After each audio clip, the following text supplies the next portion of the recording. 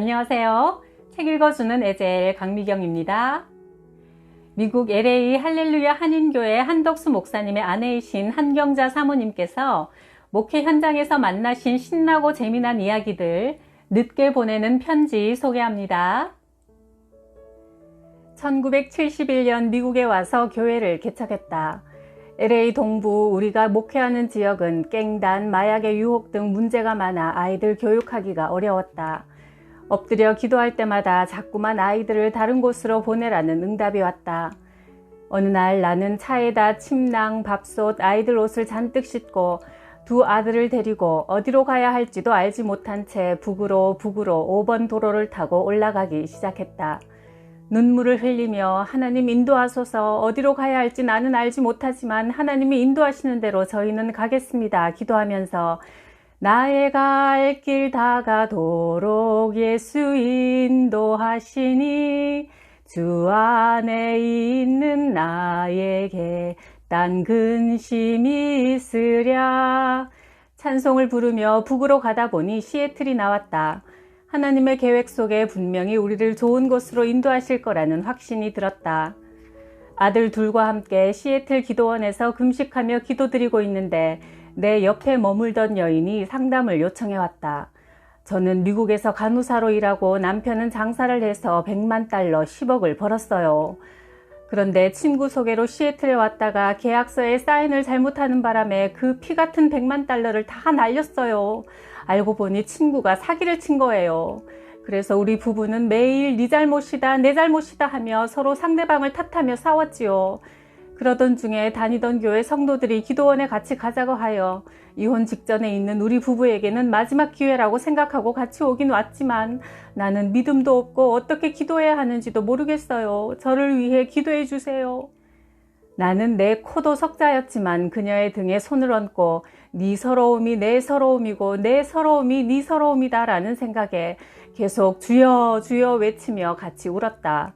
얼마 동안 그렇게 기도하고 있는 사이 하나님의 능력이 그 여인에게 임했다. 회개의 영이 임하자 여인은 자기 머리를 때리고 가슴을 치며 울기 시작했다. 2시간쯤 한참 동안 그렇게 눈물 콧물 쏟으며 기도하다가 벌떡 일어나더니 수염이 덥수룩한 남편을 데리고 와서 기도해 달라고 했다.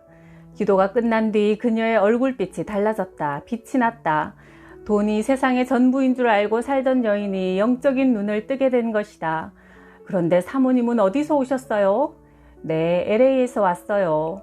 나는 아이들을 데리고 무조건 떠나온 사연을 이야기했다. 그녀는 자기 집으로 같이 가자고 제안했다. 호숫가에 있는 집은 한 폭의 아름다운 그림 같았다. 하나님은 우리를 예비된 별장으로 보내셨다. 우리는 아침 8시부터 저녁 6시까지 성경 공부를 하고 찬송하고 기도하고 예배하며 은혜를 받았다. 그 부부는 100만 달러로 구원과 영생을 얻었다며 감사했다. 말씀 훈련을 받은 그들은 시애틀을 떠나 뉴욕으로 가면서 좋은 가구로 가득한 아파트를 우리에게 주었고 시애틀에서 제일 살기 좋은 곳인 벨뷰에서 우리 아이들이 학교에 다닐 수 있도록 해주었다. 그들 부부와 나는 1985년에 만나 그 후 16년간 주 안에서 교제하며 지냈다. 2000년 새해에 전화가 와서 통화를 하니 그 집의 큰아들 폴과 집사님은 신학교에서 공부하며 남편은 집사로 헌신 봉사하면서 사업에 열심을 다하고 있다고 한다. 모든 것을 예비하신 하나님, 우리가 살 곳도 예비해 주셨고 아이들 학교도 가장 좋은 것으로 예비해 주셨으며 좋은 만남까지 허락해 주신 하나님께 감사드린다. 교인이 별로 많지 않아 어려운 때인 어느 날 얼굴이 환하고 입술이 꽃같이 생긴 아름다운 한 여인이 우리 교회에 나왔다. 그녀가 무슨 이야기를 하든 사람들이 빨려 들어갈 정도로 이야기를 참 재밌게 하는 분이었다. 그녀는 오자마자 부엌으로 들어가 설거지도 하고 여전도회에서 열심히 봉사했으며 새벽마다 주님 앞에 엎드려 기도했다. 그런데 하나님께 충성하는 그런 집사님이 축복을 받아야 할 텐데 사업이 어려워져 그 좋던 집도 팔고 작은 아파트로 들어갔다. 어느 날 우리는 새벽 기도를 마치고 마주 앉아 이야기를 나누었다. 집사님, 분명히 무슨 이유가 있을 것 같은데 나한테 이야기해 주세요. 그러자 집사님은 자신의 사연을 털어놓았다. 사모님, 사실 제 시아버지는 한국에서 알아주는 재벌이에요. 그런데 시어머니가 다리에 바위덩어리 같은 혹이 생기자 아버님이 첩을 얻어서 많은 자녀들이 생겼어요.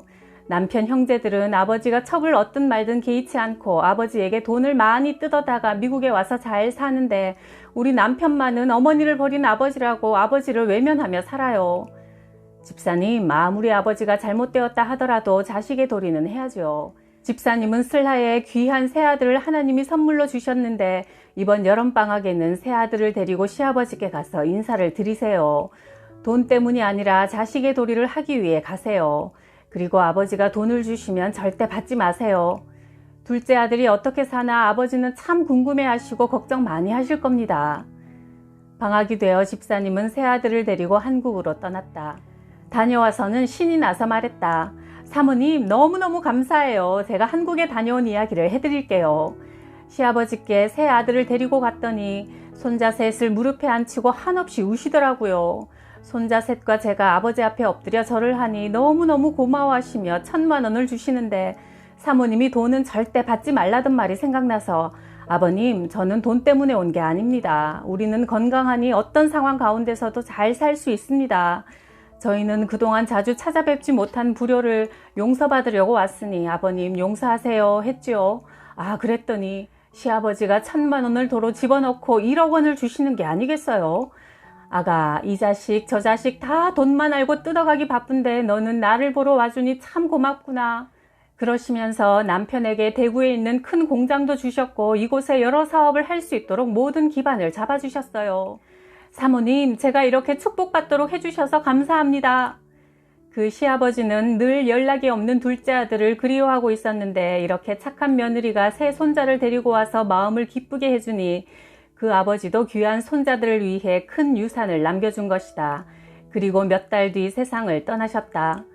집사님은 그때 내 충고를 무시하고 가지 않았다면 영영 아버지에게 외면당하는 자식으로 남았을 텐데 하나님께서 기회를 주셔서 불효하지 않게 하시고 또 이렇게 유산까지 받게 하시니 무척 감사하다고 했다. 그 후 그들은 살기 좋은 곳으로 이사를 갔다. 교회에서 혼자 기도하고 있는데 누가 오고 있으니 나가봐라 하는 하나님의 음성이 들렸다.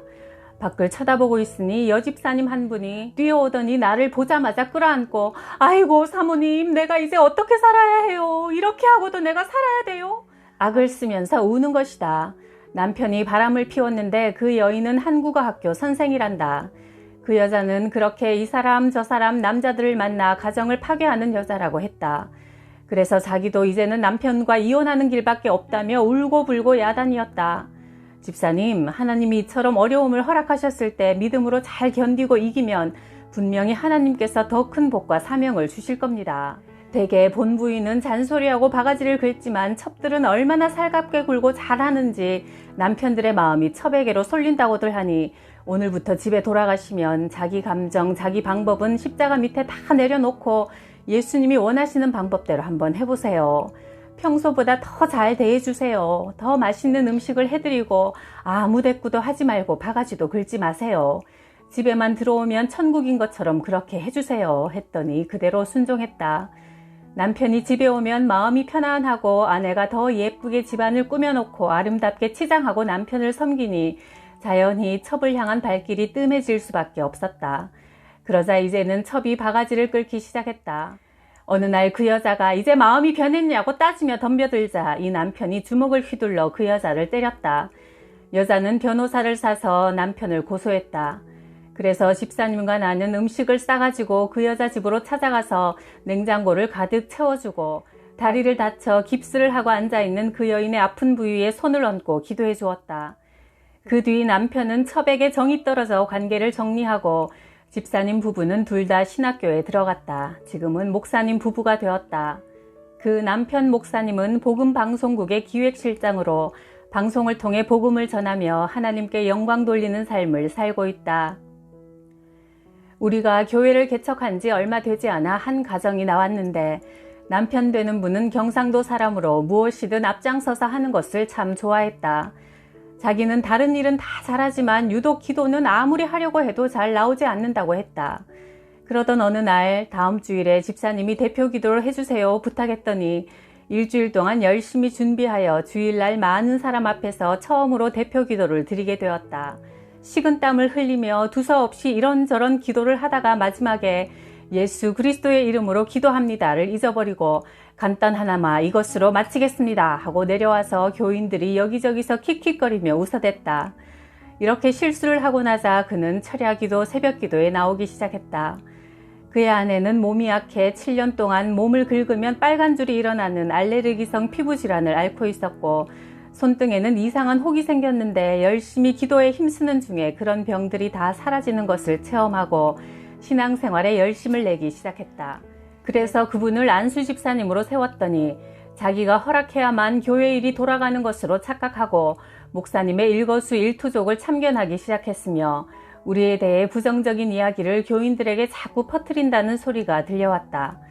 그러던 어느 날 그 아내 권사님이 다리 아래에서부터 자꾸 신경이 죽어 올라가는 수족을 쓰지 못하는 희귀병에 걸렸다. 나는 그 부인을 찾아가서 머리도 감겨주고 목욕도 시켜주었다. 부인은 그렇게 움직이지 못해 누워있고 남편 혼자서 세탁소를 했는데 어느 날 흑인이 침입해 남편의 뒤통수를 쳐서 넘어졌고 그 역시 오른쪽 손발을 쓰지 못하게 되었다. 두 내외가 수족을 쓰지 못한 채 침을 질질 흘리며 누워있는 광경은 참 기가 막혔다. 뇌 수술을 받고 그가 너무나 머리가 아파서 주님을 부르고 있는데 하늘에서 빛이 비치더란다. 그 순간 하나님 앞에 제일 먼저 목사님의 마음을 아프게 하고 목사님을 좌지우지하려 했던 것을 회개했다고 한다. 그리고 이번에 자기를 고쳐주시면 다시는 그런 일을 하지 않겠노라고 하나님 앞에 회개하며 눈물을 흘리자 옆에 있던 아들은 아버지가 무서워서 우는 줄 알고 아버지 염려 마세요 라고 했다는 것이다. 그는 수술한 지 일주일 만에 퇴원해 건강해졌고 그 후로는 목사님이 하라는 대로 아멘 아멘 하며 순종을 잘하는 분이 되었다. 1966년 결혼 후 남편은 충남대 법대 전임교수가 되었다. 그러나 우리는 미국에 가서 박사학위를 받겠다는 꿈이 있었기에 1971년 교환교수로 미국행 비행기에 올랐다. 그런데 남편은 미국에 와서 성령님을 뜨겁게 만나더니 신학교에 가겠다고 했다. 나는 순간 어떻게 하지? 목사 사모가 되지 않으려고 대학 교수와 결혼했는데 이게 무슨 날벼락이란 말인가? 순간적으로 눈앞이 아득해졌다. 나는 돈을 많이 벌고 싶어서 은행에서 융자받은 돈으로 대담하게 LA 중심가에 엔젤스 패션이라는 이름으로 바느질 공장을 시작했다. 유대인이 하는 원단 공장의 소개로 시어스 백화점에 납품하는 물건을 받아 일을 했다. 미묘한 차이로 색상이 제각각 다른 실들을 정확하게 구분하여 정직하게 일을 하니 유대인 원단 공장에서는 우리 공장과만 6년간 계약을 맺자고 했다. 그래서 우리는 공장을 증축하고 집을 새로 짓고 큰 돈을 벌게 되었다. 그러던 어느 날 차를 운전하며 산을 넘어가는데 브레이크가 고장이 나서 밟아도 자꾸만 차가 뒤로 밀려갔다. 그러다가 내 차는 산골짜기로 휙 하니 날아가 버렸다. 나는 주여 외치며 핸들을 꼭 잡고 공중을 날다가 어디엔가 쿵 하고 차가 떨어졌다. 어느 고마운 분이 보고 전화를 해주었는지 헬리콥터, 앰뷸런스, 경찰차가 순식간에 달려왔다. 내가 밖으로 나와서 나는 다친 곳이 하나도 없어요. 찰과상도 입지 않았고 상처 하나 난 곳이 없습니다 하고 하니 미국 사람들이 내 볼에 뽀뽀를 하며 럭키, 갓 블레스 유를 외치는 순간 내 귀에 쨍 하고 울리는 소리가 있었다. 내가 너를 목사 사모로 불렀건만 너는 무엇 하다가 이제 오느냐. 그동안 내가 하나님 말씀에 순종하지 않고 내 생각대로 나 좋은 쪽으로만 인생을 살려고 계획한 것을 책망하셨다. 저 차와 함께 낭떠러지에 떨어져 하나님이 나를 데려가셨다면 나는 하나님 앞에 보고할 것이 하나도 없었다. 하나님은 내게 목사 남편을 주셔서 복음 전하는 삶을 살기 원하셨는데 나는 돈 버는 일에 최선을 다했던 것이다. 훗날 천국에서 하나님이 너는 세상에서 무엇 하다 왔느냐 하고 물으시면 예, 저는 열심히 달러를 벌려고 노력했습니다 하고 말할 수밖에 없었다. 나는 그 일이 내 일이 아니라는 것을 비로소 깨달았다. 주님이 오라 하시면 갈 수밖에 없는 인생, 그래도 건강한 몸에 7, 80세는 살겠거니 하고 바로 지금 주의 일을 하는 것보다 내 일을 하겠다고 생각한 것이 얼마나 큰 불순종인가 깨달았다.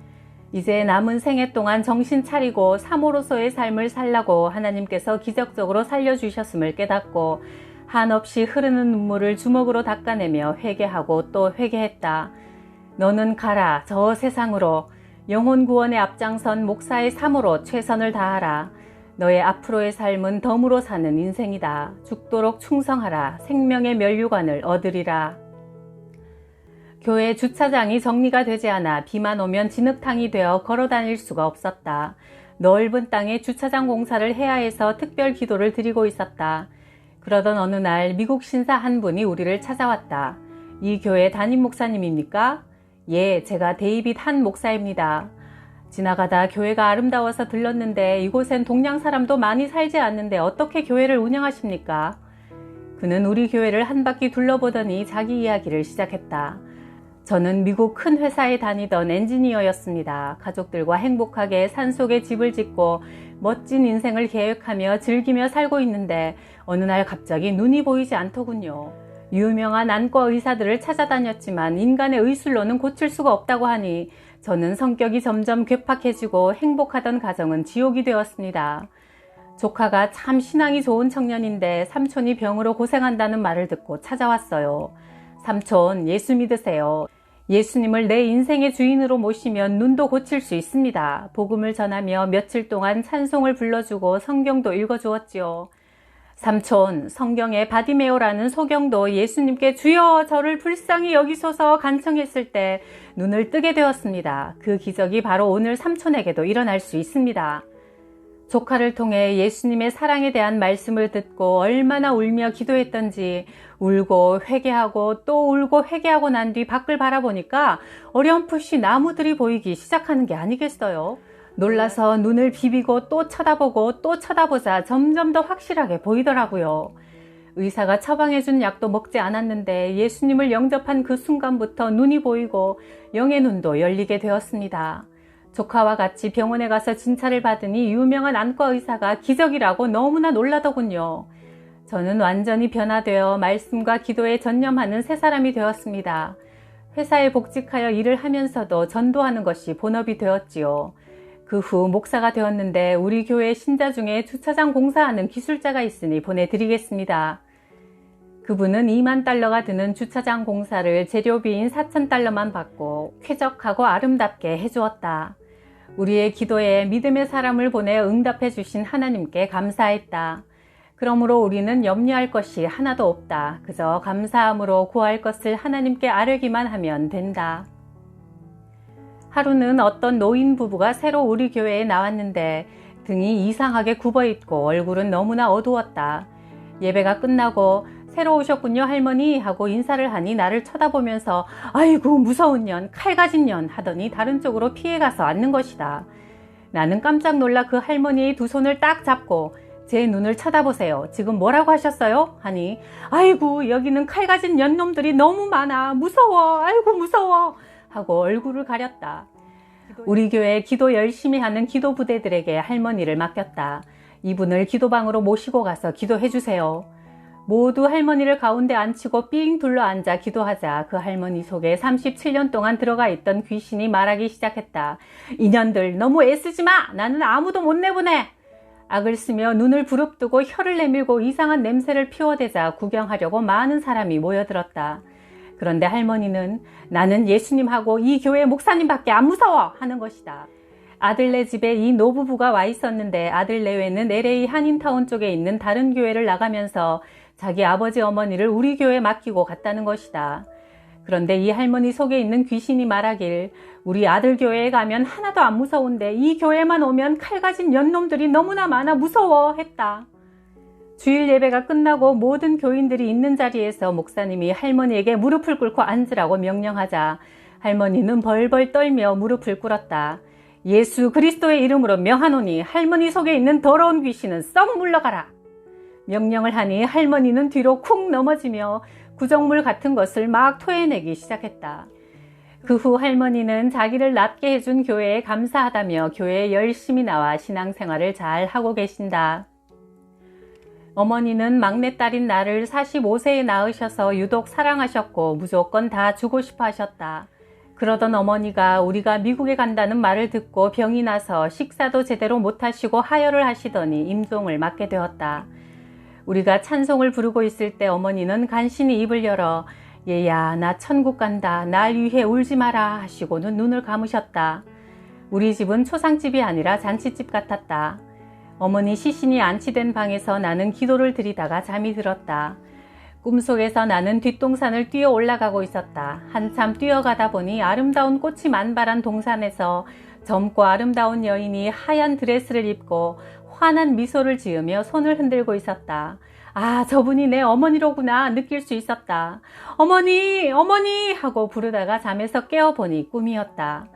나도 주님 앞에 가면 그리운 어머니를 다시 만나겠지 소망하며 기대에 차서 그날을 기다리게 된다.